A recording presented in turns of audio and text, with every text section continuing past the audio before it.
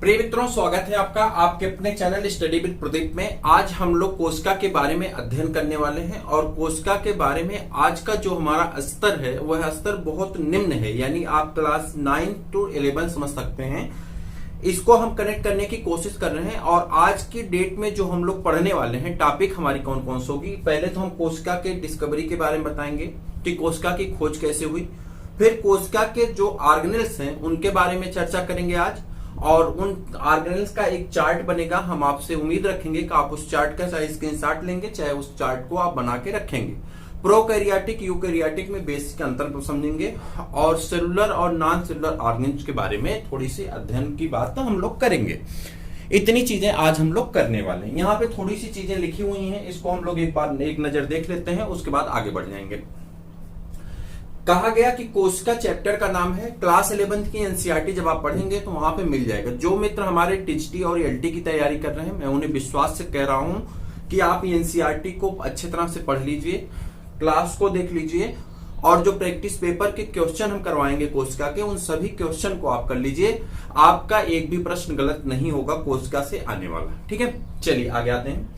कोशिका की बात करें तो कोशिका में जो कोशिका है ये सेल विज्ञान है, और सेल विज्ञान को हम लोग क्या कहते हैं, विज्ञान की वह शाखा जिसके अंतर्गत हम लोग कोशिका का अध्ययन करते हैं। यानी विज्ञान में जब ब्रांचेज बनी तो लिविंग और नॉन लिविंग को सेपरेट करने के लिए सबसे मेजर फैक्टर जो मिला वह कोशिका मिली।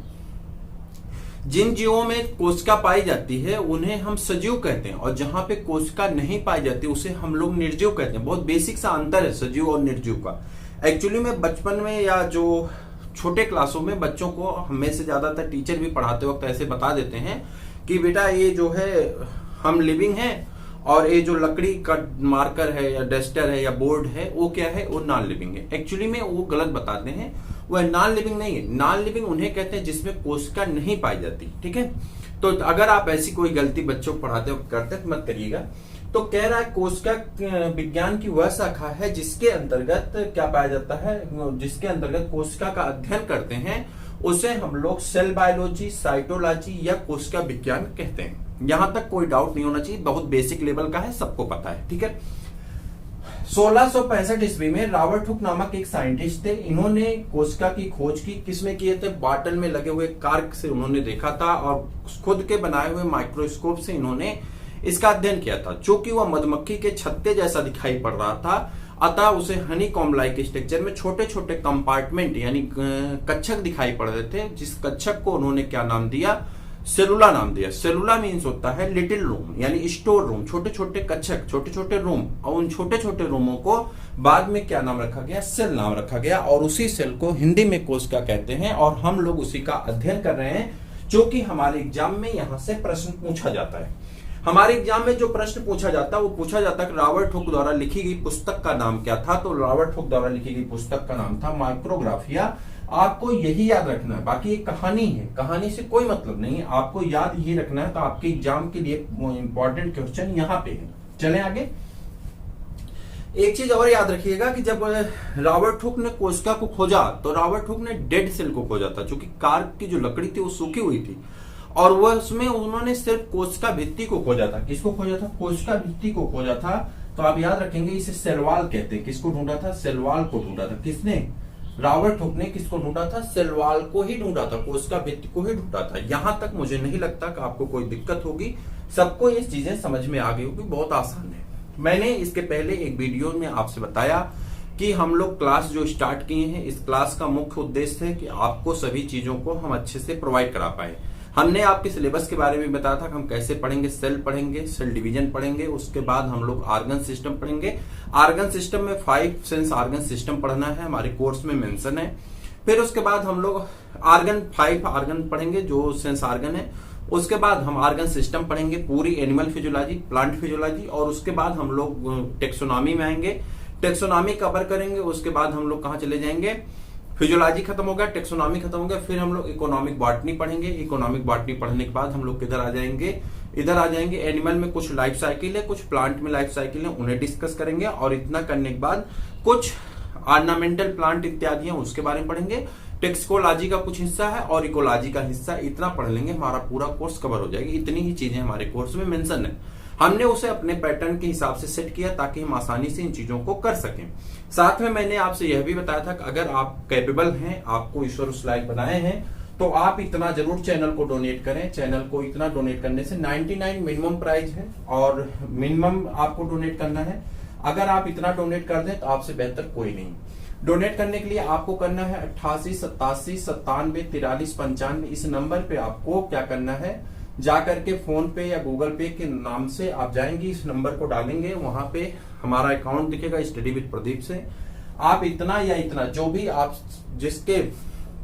जिसके लिए सक्षम है, यहां से लेकर के यहां तक में जितना आप सक्षम है, आप हमें पे करेंगे। और पे करने के बाद एक क्लास पूर्णतः फ्री है, इसका पीडीएफ फ्री है, इसकी क्लास फ्री है, इसका प्रैक्टिस पेपर फ्री, सब कुछ फ्री है। लेकिन कुछ जरूरत होती है पैसे की, इसलिए हम आपसे कह रहे हैं वीडियो जो उतने नहीं चलते हैं, आप सब्सक्राइबर बढ़वाइए और आप थोड़ा सा अगर यहाँ पे हमें मदद करेंगे तो हम आपके लिए और बेहतर कर पाएंगे और ज्यादा समय दे पाएंगे और बेहतर आपके लिए कर पाएंगे। ठीक है, तो इतना अगर आप कर देते हैं तो हाँ, इसके साथ ही आप अपना नाम हमें भेजेंगे। जिस दिन आपका पैसा आएगा उसके दूसरे दिन हम वीडियो में आपका नाम आपके पते के साथ लेंगे और आपको बताएंगे कि आपने हमें कंट्रीब्यूट किया, आप बधाई के पात्र बनेंगे।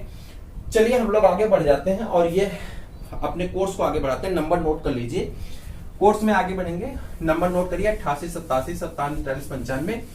अब नंबर 2 पे हम आते हैं। कोशिका की खोज तो हो गई, लेकिन उसके बाद सजीव कोशिकाओं की खोज नहीं हुई। अभी कोशिका कैसी थी, मरी हुई कोशिका थी।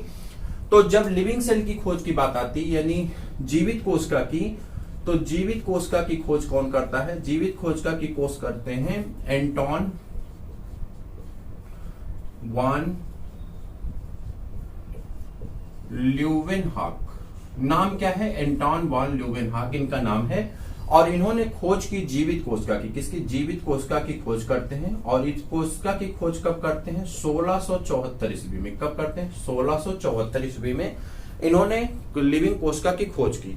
इन्होंने सबसे पहले किसको देखा था? दांत के मैल को। दांत को जब इन्होंने रगड़ा तो उसकी मैल निकली। तालाब में देखे तो पानी में कुछ तैरते हुए जीव थे। और इन्होंने बैक्टीरिया की खोज की। अगर सीधे सीधे कहें तो इन्होंने किसकी खोज की? बैक्टीरिया की खोज की। और जब इन्होंने बैक्टीरिया की खोज की तो बैक्टीरिया स्पर्म को देखे तो जब बैक्टीरिया की खोज की, इसी कारण इन्हें क्या कहा जाता है? एंटोन वान ल्यूवेनहॉक को दूसरे भाषा में कहा जाता है फादर ऑफ बैक्टीरियोलॉजी। यानी बैक्टीरिया विज्ञान का क्या है? बैक्टीरियोलॉजी, यानी father of bacteriology. Anton one Leeuwenhoek को आपसे पूछा जाता है कि वह कौन से व्यक्ति हैं जिन्हें फादर ऑफ बैक्टीरियोलॉजी कहा जाता है, जीवाणु का पिता कहा जाता है, तो कौन है? एंटोन वान ल्यूवेनहॉक है। आपके कोर्स में बैक्टीरिया मेंशन है। आप बैक्टीरिया को 3 जगह पढ़ेंगे, मोनेरा में पढ़ेंगे, फिर बैक्टीरिया को माइनर ग्रुप पढ़ेंगे, उसके बाद डिजीज काजिंग ऑर्गेनिज्म में पढ़ेंगे। तो 3 जगह बैक्टीरिया आएगी। तो आप इसको याद रखें, कहीं ना कहीं टीजीटी लेवल का, बेसिक लेवल का क्वेश्चन आपसे पूछा जा सकता है। हो गया। अब हमने 3 चीजें पढ़ ली कि कोशिका की खोज किसने की। सबसे पहले तो हमने कहा सबसे पहले जो कोशिका खोजी गई वह मरी हुई कोशिका थी और उसे खोजे रॉबर्ट हुक ने 1664 ईस्वी में। उसके बाद दूसरी कोशिका खोजी गई जीवित कोशिका, जो खोजे किसने? एंटोन वान ल्यूवेनहॉक ने। और इन्होंने कब खोजा? 1674 ईस्वी में। और इन्हें फादर ऑफ बैक्टीरियोलॉजी भी कहा जाता है। इसके बाद आगे बढ़ेंगे। जीवित कोशिका की खोज हो चुकी है। केंद्रक की बात आती है कि केंद्रक के ऊपर कई बार बात आता है। तो केंद्रक की खोज किसने की थी? केंद्रक की खोज रॉबर्ट ब्राउन ने किया था। किसने किया था? रॉबर्ट ब्राउन ने। रॉबर्ट ब्राउन जो है किसकी खोज किए थे? केंद्रक की खोज किए थे। इसी केंद्रक के आधार पर जीवों को कोशिका के आधार पर, यानी केंद्रक के पाए जाने और ना पाए जाने के आधार पर कोशिका को 2 भागों में बांट दिया गया है। प्रोकैरियोटिक कोशिका, क्या कहते हैं? प्रोकैरियोटिक। और दूसरी कोशिका होती है हमारी यूकैरियोटिक। कौन सी? यूकैरियोटिक। यानी केंद्रक की उपस्थिति और अनुपस्थिति के आधार पर कोशिका को 2 भागों में बांट सकते हैं। जिस कोशिका में केंद्रक पाया जाता है, प्रो मीन्स होता है प्रिमिटिव, कैरियन मीन्स होता है न्यूक्लियस, यानी जिसमें प्रिमिटिव न्यूक्लियस है, वह जहां पे न्यूक्लियस एब्सेंट है, नहीं पाया जाता है, न्यूक्लियर मेम्ब्रेन एब्सेंट है, सेल ऑर्गेनेल एब्सेंट है, उसे हम लोग प्रोकैरियोटिक कोशिका कहते हैं। और जिसमें सभी पाए जाते हैं उसे हम लोग यूकैरियोटिक कोशिका कहते हैं। मैं फिर से आपको बता दूं, आज के पूरे क्लास का लेवल अभी तक का क्लास 9th का है, क्लास 11th का है, ठीक है। अगर आप इन क्लासों में पढ़ाते होंगे तो आपको लगता होगा कि इससे ज्यादा तो हम अपने क्लास में बता देते हैं। जी हाँ, आप सही सोच रहे हैं, लेकिन अभी हम कनेक्ट कर रहे हैं, एक पहला वीडियो है। जैसे ही कनेक्ट हो जाएगा धीरे धीरे हम अपने लेवल को एकदम हाई पीक तक ले चलेंगे, ठीक है। थोड़ा सा कनेक्ट करके चलिए, थोड़ा वक्त लग रहा है, हम समझ रहे हैं, जल्दी खत्म करना चाहिए, लेकिन आप इस चीज को समझते रहिए। कुछ लोग ऐसे भी होते हैं जो किसी कारणवश पढ़ाई छोड़ चुके हैं, तो नहीं पढ़ पाए हैं, भूल गए हैं, तो उनको भी कनेक्ट करना है, तो कनेक्ट करके चलिए, आसान हो जाएगा, ठीक है। यहां तक किसी को कोई दिक्कत नहीं होनी चाहिए, मुझे लगता है। हमने कहा केंद्रक की उपस्थिति और अनुपस्थिति के आधार पर कोशिका दो प्रकार की होती है, जिसमें केंद्रक नहीं पाया जाता है, यानी ये नहीं पाया जाता, उसे हम प्रोकैरियोट कहते हैं। और जिसमें केंद्रक पाया जाता है, अच्छा, यू मीन्स होता है गुड, और कैरियन मीन्स होता है न्यूक्लियस, जिसमें अच्छा न्यूक्लियस पाया जाता है, सेल ऑर्गेनेल पाए जाते हैं, मेम्ब्रेन बाउंड ऑर्गेनेल पाए जाते हैं। ऐसे कोशिकाओं को हम लोग क्या कहते हैं, यूकैरियोटिक कोशिका कहते हैं। प्रोकैरियोटिक कोशिका के लिए हम लोग क्या करते हैं, एक किंगडम बनाया गया था, और किंगडम का नाम हो गया मोनेरा। मोनेरा किंगडम में सभी प्रोकैरियोट को रख दिया गया, जिसमें बैक्टीरिया है, साइनोबैक्टीरिया है, ब्लू ग्रीन एल्गी है, इन सबको, माइकोप्लाज्मा है, इन सबको कहां रख दिया, मोनेरा किंगडम में रख दिया गया, चूंकि ये जो है कैसे थे, प्रोकैरियोटिक थे। मोनेरा किंगडम के अलावा जो आपके 5 किंगडम सिस्टम क्लासिफिकेशन का जो किसने दिया था, 5 किंगडम सिस्टम क्लासिफिकेशन आर.एच. हुटेकर ने दिया था 1969 में। तो उसके बाद के बचे हुए 4 किंगडम जो हैं वो सभी कैसे होते हैं, यूकैरियोटिक होते हैं, चाहे वो प्रोटिस्टा हो, चाहे फंजाई हो, चाहे प्लांटी हो, चाहे एनिमेलिया हो। यहां तक किसी को कोई डाउट नहीं है। मैंने कहा कि जो आर.एच. हुटेकर द्वारा दिया गया 5 किंगडम सिस्टम क्लासिफिकेशन था, आर.एच. हुटेकर द्वारा दिया गया था, उसमें हुटेकर के द्वारा दिया गया था कब, 1969 में। तो इन्होंने कहा कि एक किंगडम होता है मोनेरा, दूसरे का नाम होता है प्रोटिस्टा, तीसरे का नाम था फंजाई, और चौथे का नाम जो होता है वो फोर्थ का प्लांटी, और फिफ्थ का जो नाम था वो क्या था, एनिमेलिया। इसमें जो पहला किंगडम है ये मोनेरा होता है, बाकी सभी प्रोटिस्टा होता है, सॉरी, जो मोनेरा किंगडम है ये प्रोटिस्टा होता है, प्रोकैरियोटिक होता है। मोनेरा किंगडम जो होता है प्रोकैरियोटिक होता है, प्रोटिस्टा से लेकर के एनिमेलिया तक के सभी किंगडम कैसे होते हैं, वो यूकैरियोटिक होते हैं। यहाँ पे यानी यहाँ पे जो सेल पाई जाती हैं उसमें केंद्रक पाया जाता है। यहाँ तक किसी को कोई समस्या, तकलीफ, प्रॉब्लम नहीं होनी चाहिए। जहां तक मुझे लगता है बहुत बेसिक लेवल का है और चीजें आप कनेक्ट कर पाए होंगे। इस वीडियो का मुख्य उद्देश्य यही है कि हम आपको वो चीजें बता सके जो चीजें आपके एग्जाम में आती हैं, उन चीजों को जोड़ सकें। आप भी टीचर हैं, हम भी टीचर हैं, आप भी वही कोर्स किए हैं, वही कोर्स करके हम भी यहाँ पे खड़े हैं। हमारे आप में इतना अंतर है, सच्चाई की बात है, हम 10 मिनट पहले पढ़ लिए हैं, आप हमसे 10 मिनट बाद पढ़ रहे हैं। आप एज ए फ्रेंड हमसे अगर जुड़ेंगे तो आप बहुत चीजों को सीख पाएंगे, बहुत चीजों को कर पाएंगे। आप टीचर के नजरिए से देखेंगे तो आप ये परेशान रहेंगे कि चीजें ऐसे होगी वैसे होगी। एज ए फ्रेंड समझिए और एज ए फ्रेंड आप जुड़िए, उस चीज को समझने का प्रयास करिए। आप निश्चिंत होकर के कमेंट कर सकते हैं, व्हाट्सएप पे अपने सजेशन, अपने सलाह दे सकते हैं, हमें स्वीकार्य होगा और जरूरत पड़ेगी तो हम उसे जरूर ऐड करेंगे वीडियो में और आपको बताएंगे। इस बात को आप ध्यान रखिएगा, ठीक है। हमने कहा था कि हमारे टॉपिक में 2 हिस्सा है। हम एक ये पढ़ेंगे कोशिका की खोज कैसे हुई, उसको हमने आपसे बता दिया।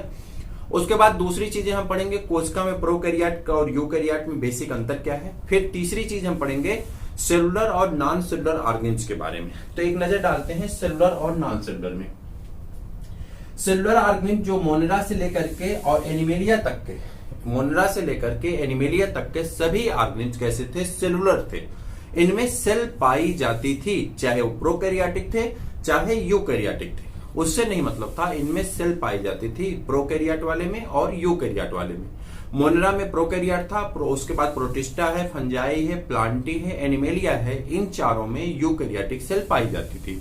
इसके बाद नंबर आता है किसका, नॉन सेलुलर पे हम लोग चर्चा करने वाले हैं। नॉन सेलुलर ऑर्गेनिज कौन कौन से होते हैं, यानी जिसमें सेल नहीं पाई जाती। इसमें एक नाम आता है और इस नाम को हम लोग जानते हैं, क्या नाम है, वायरस। आपके कोर्स में वायरस एक मेजर टॉपिक के रूप में रखा गया। जब बॉटनी का आप सिलेबस देखेंगे तो पहली टॉपिक वायरस ही है, जिसमें लिखा गया डिफिनीशन, मोड ऑफ न्यूट्रिशन और उसके बाद रिप्लिकेशन और सेल इन्फेक्शन जो क्राइटेरिया है, ठीक है, सेल्फ रिप्लिकेशन क्राइटेरिया, ये सभी चीजें वायरस में पढ़नी है, हम लोग डिटेल में पढ़ेंगे। लेकिन अभी यहाँ पर हम लोग क्या पढ़ रहे हैं, वायरस जो है ये नॉन सेलुलर ऑर्गेनिज्म है, इसमें सेल नहीं पाई जाती। तो पाया क्या जाता है, जेनेटिक मटेरियल पाया जाता है। क्या पाया जाता है, नोट करिएगा, जेनेटिक मटेरियल पाया जाता है। और क्या पाया जाता है, प्रोटीन पाई जाती है। क्या पाई जाती है, प्रोटीन पाई जाती है। जेनेटिक मटेरियल या तो डीएनए पाया जाता है या तो आरएनए पाया जाता है, ठीक है। किसी किसी में सिंगल स्टैंडर्ड डीएनए पाया जाता है। कैसा पाया जाता है, सिंगल स्टैंडर्ड डीएनए पाया जाता है। और किसी किसी में डबल स्टैंडर्ड डीएनए पाया जाता है। और किसी में आरएनए जो होता है सिंगल स्टैंडर्ड आरएनए पाया जाता है, ठीक है। कहने का अर्थ है कि वायरस में दो चीजें मिलकर के वायरस के शरीर का निर्माण करती हैं, जिसमें वायरस में क्या पाया जाता है, डीएनए होता है या तो आरएनए होता है। यानी अगर डीएनए होगा तो डीएनए रहेगा, अथवा क्या होगा, आरएनए होगा। डीएनए के साथ प्रोटीन होगी, डीएनए प्लस प्रोटीन, या आरएनए के साथ भी क्या होगी, प्रोटीन होगी, आरएनए प्लस प्रोटीन। या तो आरएनए अगर होगा तो आरएनए के साथ क्या होगी, आरएनए प्लस प्रोटीन। ये वायरस का कॉन्फ़िगरेशन होगा, यानी वायरस इसी से मिलकर के बनेगा। वायरस में सेल्फ रिप्लिकेशन की क्षमता पाई जाती है। वायरस खुद से रिप्लिकेट करता है, अपने आप को मल्टीप्लाई करता है, मल्टीप्लाई करने की क्षमता पाई जाती है। लेकिन मल्टीप्लाई करने के लिए इसे क्या चाहिए, बॉडी चाहिए। और जब ये लिविंग बॉडी में इंटर करता है तो लिविंग जैसा बिहेवियर करता है। कब, जब लिविंग बॉडी में यानी सजीव में होता है तो सजीव में कैसा बिहेवियर करता है, सजीव जैसा। और जैसे ही लिविंग बॉडी से बाहर जाता है एक ऐसा बिहेवियर करने लगता है, नॉन लिविंग बिहेवियर करने लगता है। और नॉन लिविंग बिहेवियर के कारण ही इसे सजीव और निर्जीव के बीच की योजक कड़ी कहा जाता है। यानी सजीव और निर्जीव के बीच की योजक कड़ी किसे कहते हैं, वायरस को कहते हैं। स्टैनले मिलर ने क्या काम किया था, इसका क्रिस्टल बनाया था। डिटेल में टीएमबी वायरस क्या होता है, उसके बाद जो है आपका बैक्टीरियोफेज है, टीएमबी है, इन सब के बारे में डिटेल में पढ़ना है, हम आपको बताएंगे और एक एक करके उस क्लास को करवाएंगे, ठीक है। अभी इतना जान लीजिए, सेलुलर ऑर्गेनिज्म में बैक्टीरिया से लेकर के एनिमेलिया तक के सभी यानी प्रोकैरियोटिक हो सकते हैं या तो यूकैरियोटिक हो सकते हैं। लेकिन जब हम नॉन सेलुलर की बात करते हैं तो उसमें किसका नाम आता है, वायरस का नाम आता है। और यह वायरस जो है कभी लिविंग जैसा बिहेवियर करता है जब लिविंग की बॉडी में होता है, और जब लिविंग की बॉडी से बाहर होता है तो नॉन लिविंग जैसा बिहेवियर करने लगता है। यहां तक कोई दिक्कत नहीं होनी चाहिए। अब आगे जो टॉपिक हम नोट करने चल रहे हैं, आपसे उम्मीद करेंगे कि आप उसे जरूर नोट करेंगे, इसको भी नोट कर लीजिए। हम लोग एक चित्र बनाने चल रहे हैं और उस चित्र को आप नोट करिए क्या क्या पाया जाता है। यहां पे हम लोग कोशिका लिखते हैं, सभी कोशिका की बात करते हैं, आपको दिखना चाहिए, एक सेकंड। कोशिका हो गई, ठीक। इसमें सभी कोशिकाओं की बात करते हैं। कोशिका में क्या क्या पाया जा सकता है, यानी पादप कोशिका भी, और इसे पादप कोशिका कर लीजिए, ठीक है। कुछ चीजें इसमें से एब्सेंट होंगी, किसमें, जंतु कोशिका में। पादप कोशिका कर लीजिए। सबसे पहले क्या पाया जाएगा, इसमें जीव द्रव्य पाया जाएगा। क्या पाया जाएगा, जीव द्रव्य। थोड़ा सा स्थिरता से लिखिएगा, जीव द्रव्य। इसे हम लोग प्रोटोप्लाज्म कहते हैं, प्रोटोप्लाज्म कहते हैं। क्या कहा जाता है, प्रोटोप्लाज्म। किसको, जीव द्रव्य को। अब प्रोटोप्लाज्म क्या होता है, पहले इसको समझ लो। प्रोटोप्लाज्म, जैसे मान लेते हैं ये सेल है, सेल के अंदर ये सेल की पेरिफेरी है, और सेल की पेरिफेरी को हम लोग कहते हैं सेल वॉल, सेल मेम्ब्रेन। क्या कहते हैं, सेल मेम्ब्रेन कहते हैं। और सेल मेम्ब्रेन और अंदर यूकैरियोटिक कोशिका है, और ये है न्यूक्लियस यानी केंद्रक है, तो इसे हम लोग कहते हैं न्यूक्लियर मेम्ब्रेन, ठीक। सेल मेम्ब्रेन और न्यूक्लियर मेम्ब्रेन के बीच में, सेल मेम्ब्रेन और न्यूक्लियर मेम्ब्रेन के बीच में पाए जाने वाले पदार्थ को साइटोप्लाज्म कहते हैं। क्या कहते हैं, सेल मेम्ब्रेन और न्यूक्लियर मेम्ब्रेन के बीच में पाए जाने वाले पदार्थ को साइटोप्लाज्म कहते हैं। और जो न्यूक्लियर मेम्ब्रेन के अंदर पाया जाता है उसे न्यूक्लियोप्लाज्म कहते हैं, न्यूक्लियोप्लाज्म कहते हैं। और जब इन दोनों को जोड़ देते हैं तो किसका निर्माण हो जाता है, प्रोटोप्लाज्म का। यानी प्रोकैरियोटिक जीव में क्या पाया जाता है, प्रोटोप्लाज्म पाया जाता है। कारण क्या होता है कि न्यूक्लियस तो होता नहीं, तो सेल मेम्ब्रेन और साइटोप्लाज्म और न्यूक्लियस मेम्ब्रेन का जो न्यूक्लियर मेम्ब्रेन है, न्यूक्लियोलस, ये क्या कहते हैं, न्यूक्लियोप्लाज्म, ये सब आपस में मिले होते हैं, और इसी कारण किसका निर्माण हो जाता है, प्रोटोप्लाज्म का। तो पहली चीज तो प्रोटोप्लाज्म पाई जाती है। दूसरे नंबर पे आ जाते हैं, दूसरे नंबर पे क्या पाया जाएगा, प्लांट सेल होगी तो कोशिका भित्ति भी पाई जाएगी, यानी क्या पाया जाएगा, कोशिका भित्ति क्या पाई जाएगी, कोशिका भित्ति, जिसे आप लोग क्या कहते हैं, सेल वॉल कहते हैं। ठीक, कोशिका भित्ति पाई जाएगी। प्लांट सेल होगा तो उसमें वैक्यूल पाया जाता है, खाली स्थान पाया जाता है बीच में, तो उसे भी हम लोग लिख देते हैं, और उसे क्या लिख देते हैं, वैक्यूल लिख देते हैं, या रिक्तिकाएं कहते हैं। इंग्लिश में, हिंदी में क्या कहते हैं, रिक्तिकाएं कहते हैं। रिक्तिकाएं क्या कहा जाता है, रिक्तिकाएं कहा जाता है। इसे इंग्लिश में क्या कहते हैं, वैक्यूल्स कहते हैं। क्या कहते हैं, वैक्यूल्स कहते हैं।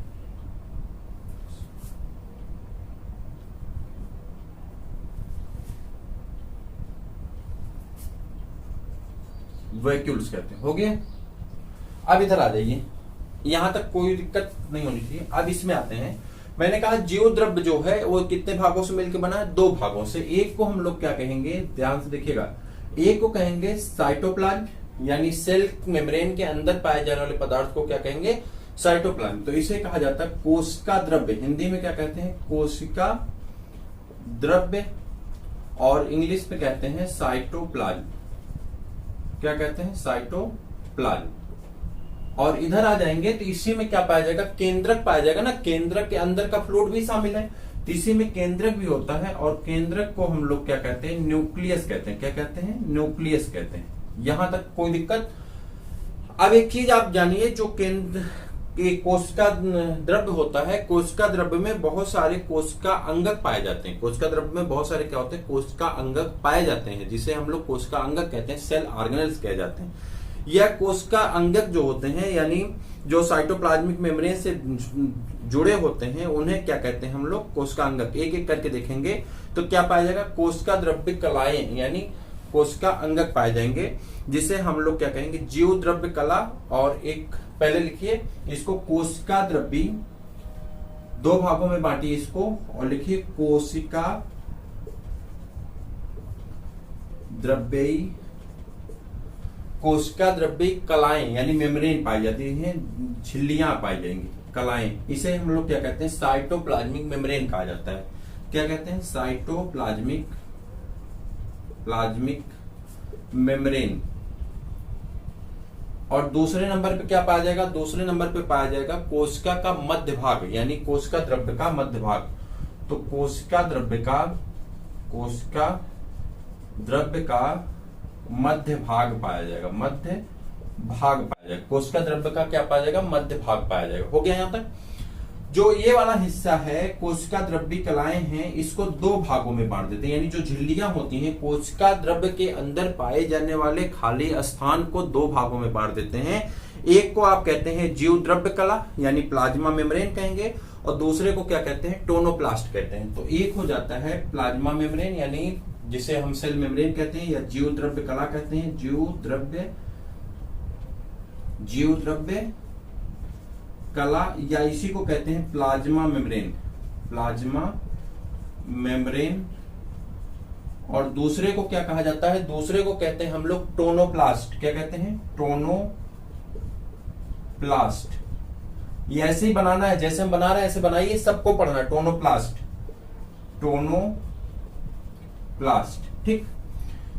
इसके बाद आइए कोशिका द्रव्य का मध्य भाग, जो बीच का हिस्सा है, कोशिका द्रव्य में जो बीच का हिस्सा है, यहां तक आपको दिखाई पड़ रहा है ना, कोशिका द्रव्य में जो बीच का हिस्सा है, उसमें क्या क्या पाया जाएगा, उसके बारे में एक बात हम लोग करेंगे। तो उसके बारे में बता रहे हैं आपको।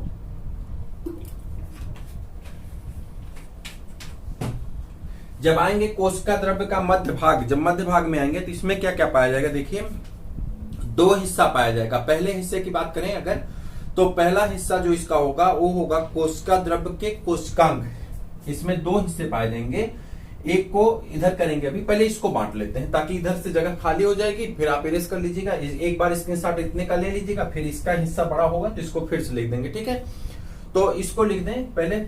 तो जो रिक्तिकाएं होती हैं, उन रिक्तिकाओं के अंदर क्या पाया जाता है, वैक्यूल शेप पाया जाता है। क्या पाया जाता है, वैक्यूलर शेप पाया जाता है, यानी रिक्तिका जूस पाया जाता है, रिक्तिका सैप या रिक्तिका जूस पाया जाता है। तो इसका एक ही पॉइंट लिखना है कि इसमें रिक्तिका जूस पाए जाते हैं, यानी खाली स्थान में वैक्यूलर सैप पाया जाता है। हो गया।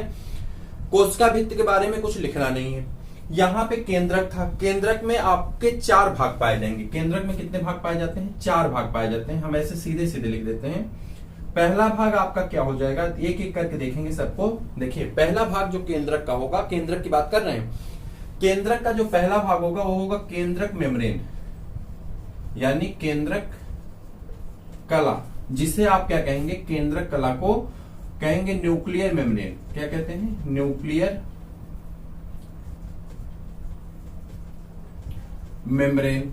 और नंबर 2 पे आ जाएंगे, केंद्रक कला के बाद दूसरे नंबर पे आ जाएगा केंद्रक द्रव्य। केंद्रक के अंदर जाएंगे, क्या पाया जाएगा?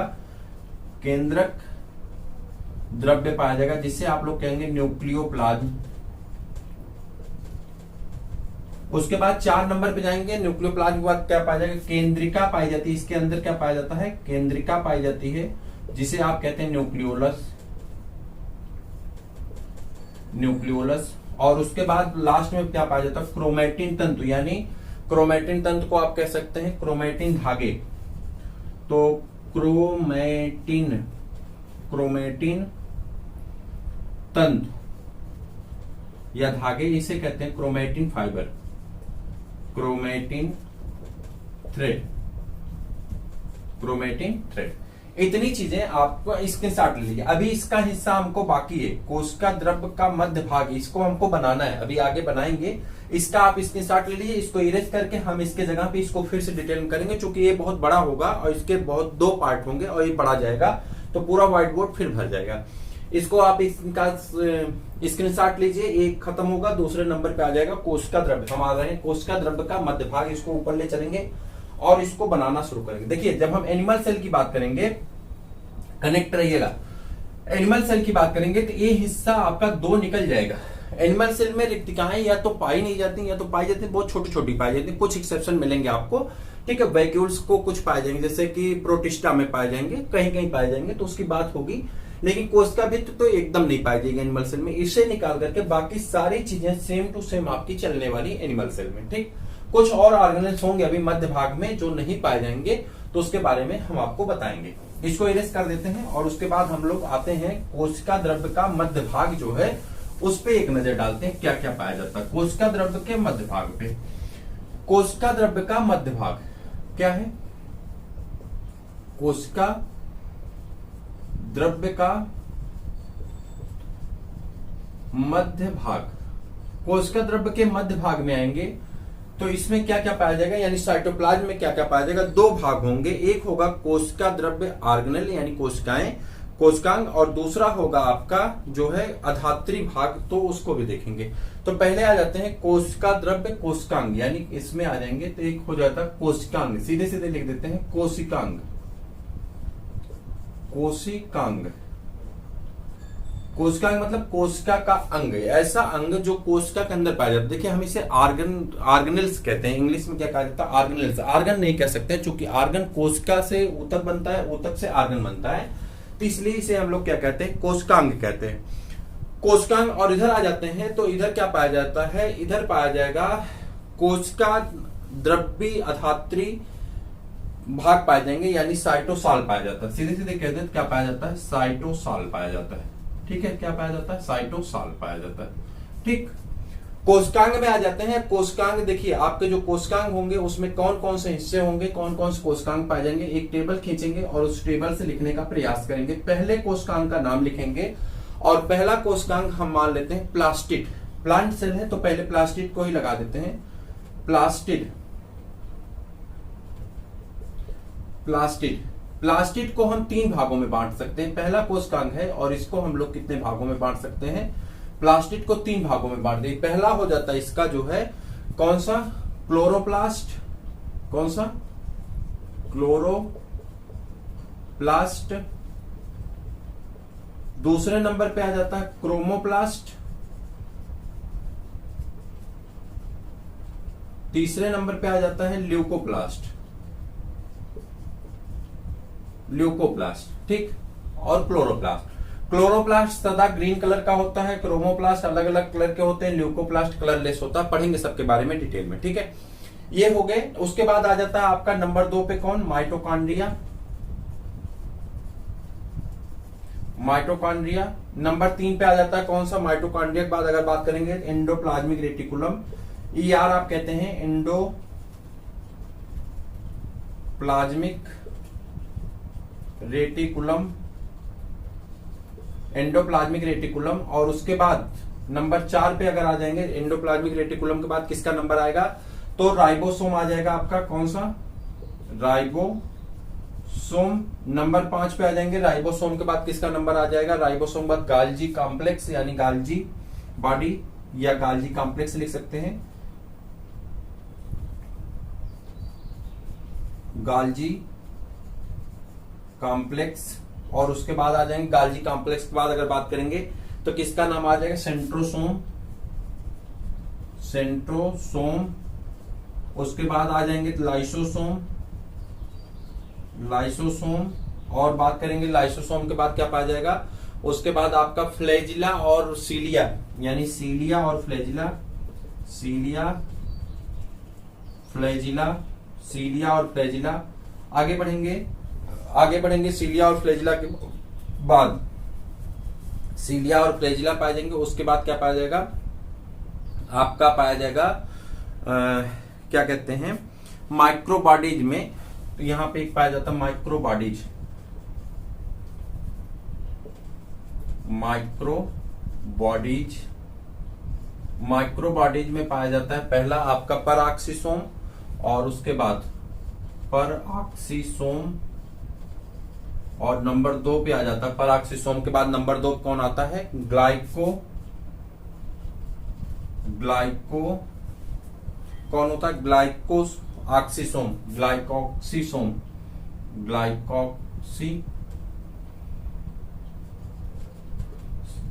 ग्लाइकोक्सीसोम। ठीक, इतने तो हो गए इधर के।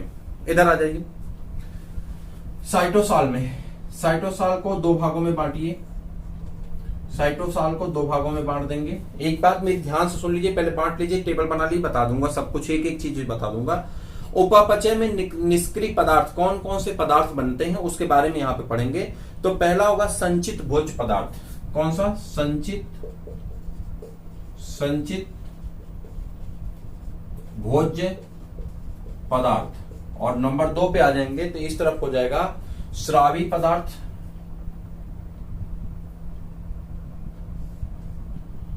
स्रावी पदार्थ।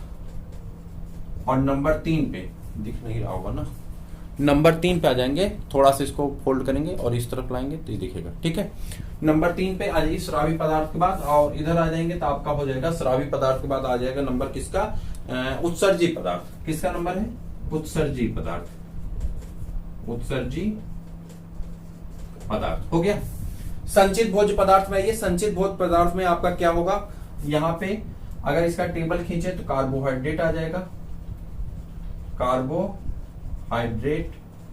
नंबर 2 पे आ जाएंगे कार्बोहाइड्रेट के बाद आपका आ जाएगा इसी में मोनोसेक्राइड, डाइसेक्राइड, पॉलीसेक्राइड। हमने एक बार वीडियो बनाया था, आपको बताया था। नाइट्रोजन युक्त पदार्थ यानी प्रोटीन, क्या हो जाएगा, प्रोटीन। नाइट्रोजनस पदार्थ में आपका एक और आ जाता है यूरिया, यूरिक एसिड, यानी लिख दीजिए नाइट्रोजनस पदार्थ, नाइट्रोजनस मटेरियल।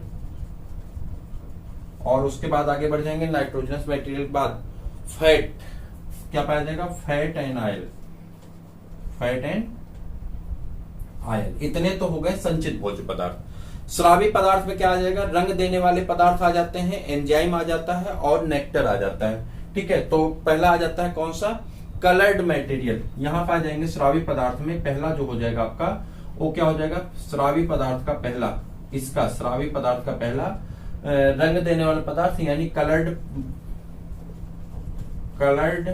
पार्ट। नंबर 2 पे आ जाएगा, यहां पे आपको देने वाले जो होते हैं वो एंजाइम, एंजाइम। और नंबर 3 पे हो जाता है, एंजाइम के बाद नंबर 3 पे किसका भाग आता है, तो आ जाता है मकरंद। क्या हो जाता है, मकरंद, जिसे नेक्टर कहते हैं, नेक्टर। इधर आ जाइए।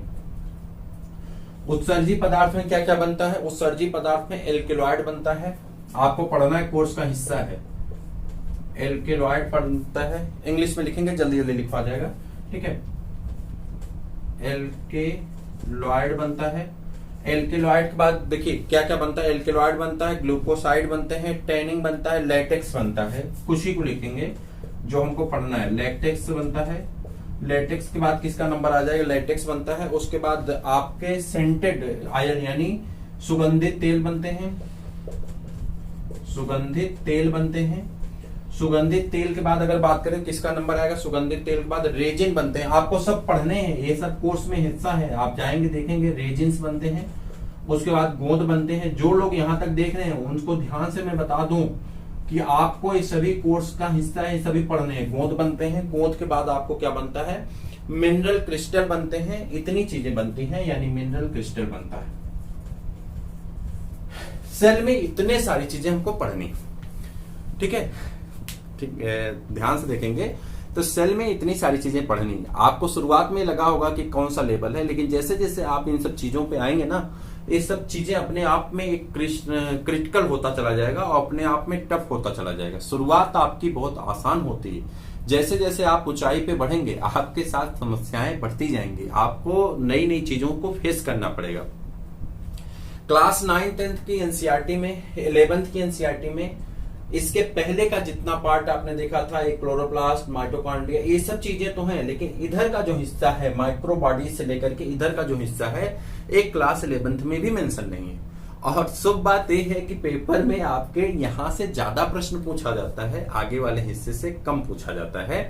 कहने का अर्थ है कि जो लोग डिटेल में पढ़ रहे हैं उनके लिए भी अच्छा है, जो लोग सीख रहे हैं उनके लिए भी अच्छा है। हम बेसिक टू एडवांस चल रहे हैं और आपको जोड़ के लिए चलेंगे ताकि आप अपना बेहतर कर पाएं और जल्दी जल्दी कर पाएं। आज की क्लास को हम यहीं पे विराम देंगे। क्लास कैसी लगी आप जरूर बताइएगा और क्या सुधार किया जा सकता है इसके बारे में बताइएगा। ये मत कहिएगा कि एसी लगवा लें, चूंकि पैसा नहीं है। आपसे फिर एक बार हम कहेंगे कि आप जरूर यहाँ पे जाइए और इस नंबर पे जाकर के आपके बजट के अकॉर्डिंग 99 से लेकर के 999 इस बीच में आप कुछ भी डोनेट कर सकते हैं चैनल को, जो भी आपकी इच्छा हो। मिनिमम 99 और मैक्सिमम आपका 999 है, यानी 999 है। आप जरूर डोनेट करें। डोनेट करने के बाद नंबर ये है, इस नंबर पे जाएंगे, गूगल पे या फोन पे हमारा नाम स्टडी विद प्रदीप करके आ जाएगा। और यहाँ से डोनेट करने के बाद आपको क्या करना है? अपना नाम हमें भेजना है। जो लोग हमें अपना नाम भेजेंगे उन्हें हम कल वीडियो में उनका नाम लेंगे और उन्हें बताएंगे। क्लास आपकी आज से स्टार्ट हो गई है।